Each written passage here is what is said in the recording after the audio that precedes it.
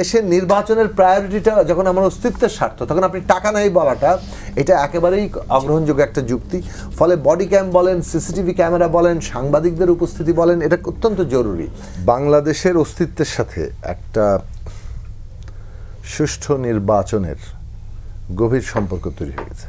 মানে আমাদের এই যে ভূরাজনৈতিক বাস্তবতায় আমরা আছি, আমাদের জনগোষ্ঠী, রাষ্ট্র কাজটা কি জনগোষ্ঠীকে ঐক্যবদ্ধ রাখা, তার তো অনেক রকম পার্থক্য দ্বন্দ্ব থাকে। রাজনৈতিকই কেবল না, মানে নানা ধরনের ঐতিহাসিক, সাংস্কৃতিক, অর্থনৈতিক পার্থক্য তো একটা সবচেয়ে বড় গুরুত্বপূর্ণ পার্থক্য। কিন্তু তার সাথে মানে ঐতিহাসিক, সাংস্কৃতিক অনেক পার্থক্য থাকে, রাজনৈতিক পার্থক্য তো আছে।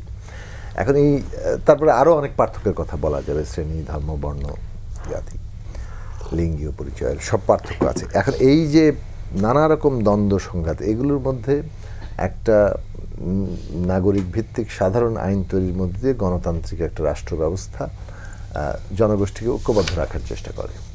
এই ঐক্যবদ্ধ রাখার চেষ্টার মধ্যে দিয়ে কিন্তু রাষ্ট্র তার এই যে জনগণের যে গণসার্বভৌমত্বটা, সেইটার উপরে দাঁড়িয়েই কিন্তু সে ওইটাকে ফাংশন করছে।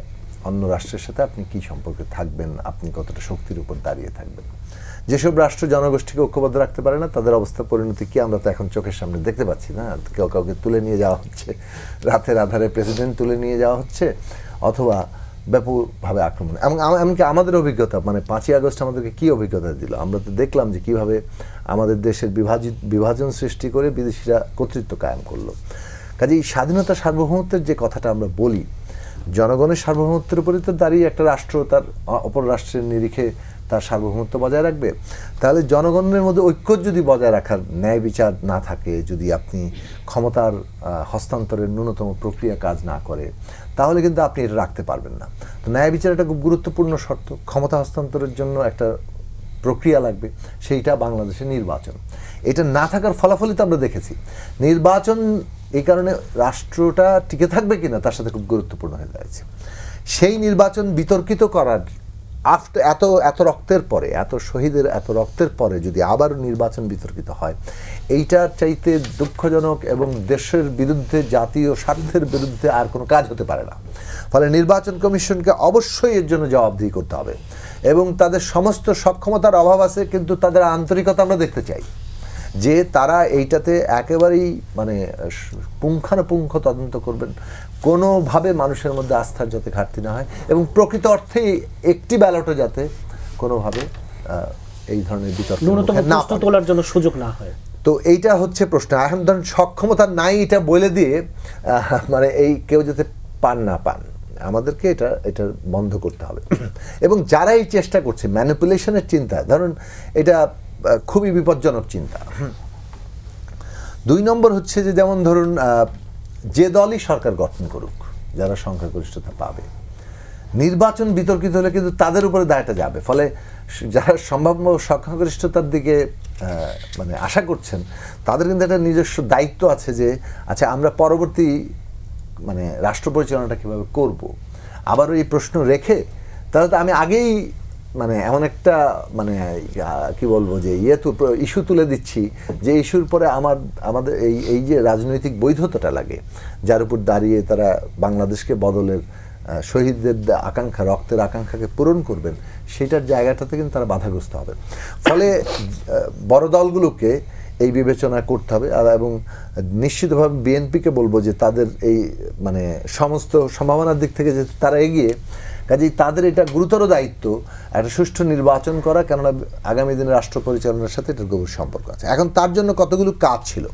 সেই কাজ হচ্ছে, একটা হচ্ছে ধরুন আমরা বলেছি যে, আমি আপনার টকশোতে বহুবার বলেছি, বহু টকশোতে, এবং গত প্রায় 1 বছর ধরে এক কথা বলে যাচ্ছি যে নির্বাচনের পরিবেশটা হয়ে উঠবে সবচেয়ে বড় চ্যালেঞ্জের জায়গা।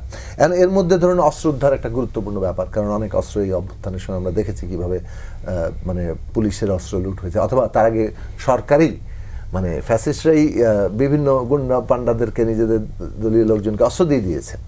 এখন সেই জায়গাটা উদ্ধার করা একটা খুব জরুরি।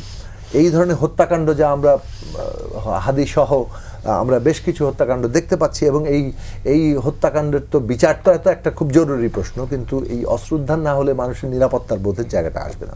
2 নম্বর হচ্ছে যে প্রশাসনের ঝুঁকে পড়ার বিষয়টা কিন্তু খুব গুরুত্বপূর্ণ। এই প্রশাসনের মধ্যে কিন্তু এই ব্যাপারটা আছে, ও আচ্ছা কে ক্ষমতায় বেশি যেতে পারে আগে আগে একটু রাখা।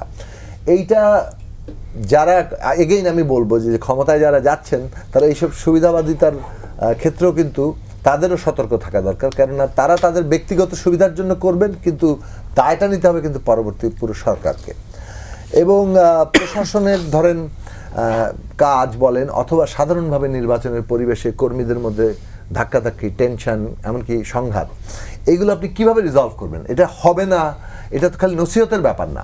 আমরা বলেছিলাম একটা পদ্ধতি হতে পারে, যেহেতু আমরা জাতীয় ঐক্যমত্য কমিশনের একটা অভিজ্ঞতা এসেছি, ফলে সরকার, নির্বাচন কমিশন, রাজনৈতিক দলগুলোর প্রতিনিধিদের নিয়ে যদি একটা কেন্দ্রীয় মনিটরিং কমিটি থাকতো, তাহলে যে কোনো একটা জায়গায় সংঘাত হলে ওইটার অভিযোগটা এখানে আসতো, পলিটিক্যাল পার্টিগুলো নিজেরা হস্তক্ষেপ করতে পারতো যে না, কারণ রাজনৈতিক প্রশাসনের গভর্নমেন্টের পাশাপাশি কিন্তু রাজনৈতিক দলগুলো যদি এই কমিটমেন্টে না আসে যে আমরা একটা সুষ্ঠু নির্বাচন করব, তাহলে কিন্তু সুষ্ঠু নির্বাচন আপনি পাবেন না। এত সোজা না, খালি গভর্নমেন্ট মানে আমাদের ওই ক্যাপাসিটিটা হয়নি।